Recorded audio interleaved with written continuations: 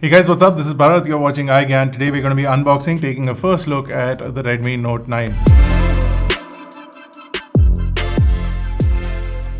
Now, the Redmi Note 9 comes after the launch, quite after the launch of the Redmi Note 9 Pro and the Max.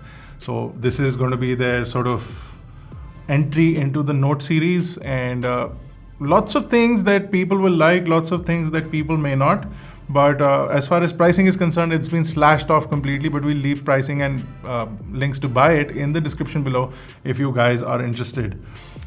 This is the aqua green color, and it does have 6GB plus 128GB of storage and some specifications on the back, but we'll look into those anyway. So let's quickly cut through the packaging and see what's inside.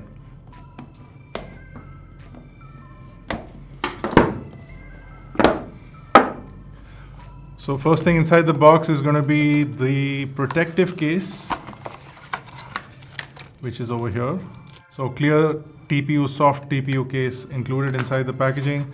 A quick start guide, and I'm assuming SAR information is on this as well. Yeah, SAR information is here. And you also get a SIM ejector tool inside the box. Next thing inside the box is the phone itself. Not an easy way to pull it out of the box. You have to tilt the box all the way. And what else is interesting is that they do include a fast charger inside the box this time around. And then you also have a USB to USB-C cable, which is pretty standard. And that's about it for the box of the phone. Let's take a look at the device in detail a little bit. So I'm going to quickly power this on. So with respect to design, this is a very familiar design already. And I'm going to pop open the SIM tray over here to show you what that looks like. It's a fairly long SIM tray. So you do have a dual SIM slots as well as a micro SD card slot on this tray. So you can pop in 2 SIM cards and a micro SD card if that is something you fancy. The back has a nice texture. It's not completely glossy, but it does have a certain amount of gloss, and it is sort of fingerprint resistant, but you are getting smudges on it, but not very fingerprinty as per se. I'm going to pop on the cover as well, and there is also a simple sort of plug to cover up the USB-C port, which is becoming more common. We saw it on the OnePlus phones. Looking at the front, we have a 6.53-inch dot display. It's a 2350 by 1080p display. It's a full HD plus. We've got Corning Gorilla Glass 5 on the front, and we also have a front-facing camera, which is a 13-megapixel camera with a punch hole on the top left corner of the display. Bottom, you do have a 3.5mm headphone jack, a standard microphone input, and a USB-C and a speaker output over here. So laid out nicely over there. And you have the power button and the volume buttons over here, and on the top is a noise cancellation microphone along with an IR blaster. So for people who do still use their phones as remote controls, they can do that.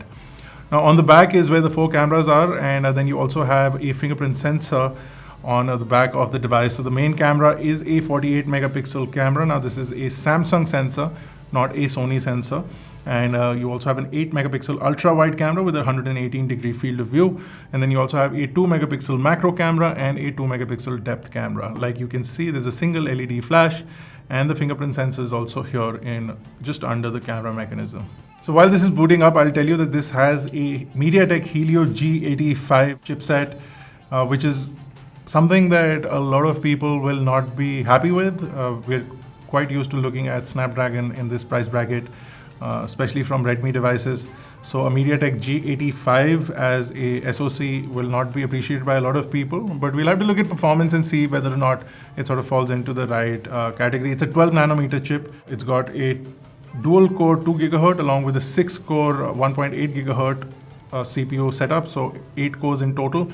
And then you also get the ARM G52 MC2 GPU, which is a 1 GHz GPU. LPDDR4X with eMMC 5.1 storage. So depending on what variant you get, you have a 4 plus 64 gigabyte, 4 plus 128 gigabyte, or 6 plus 128 gigabyte as far as variance is concerned. And you can pop in a micro SD card up to 512 gigabyte on the device. So standard MIUI user interface, and already pushing apps. So lots of bloatware here.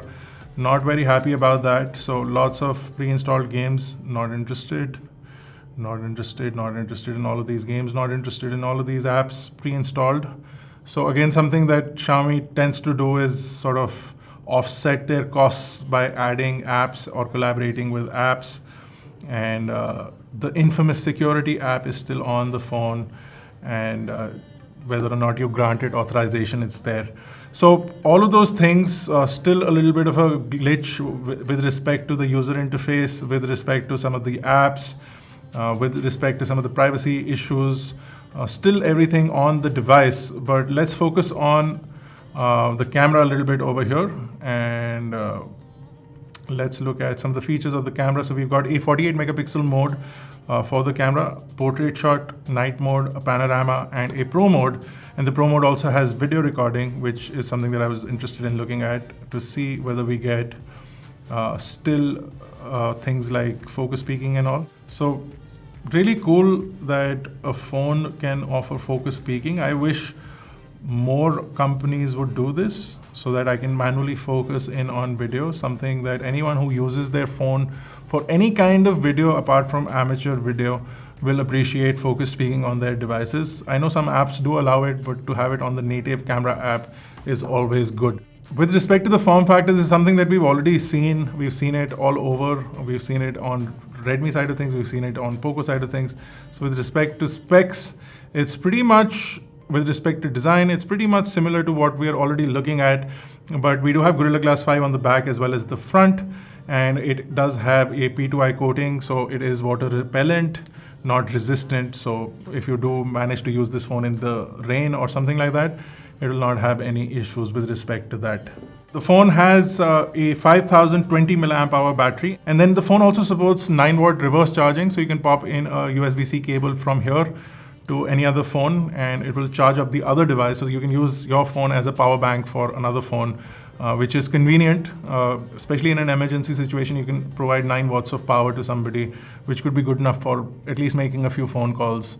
So that is something that is a good feature. Now, if you guys are interested in us testing this phone in depth, we can do that for you, but you'll need to leave a comment in the comment section below for us to be interested in doing something like that. If you have particular questions for us to check out and give you answers to in the review, you can also leave those in the comment section below, and we will try and get that done for you if enough people are interested. But that was a first look at the Redmi Note 9.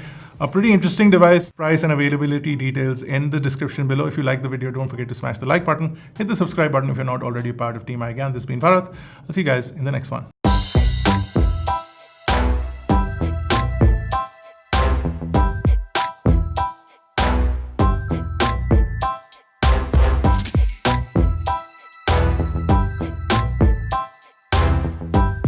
We got Corning Gorilla Glass.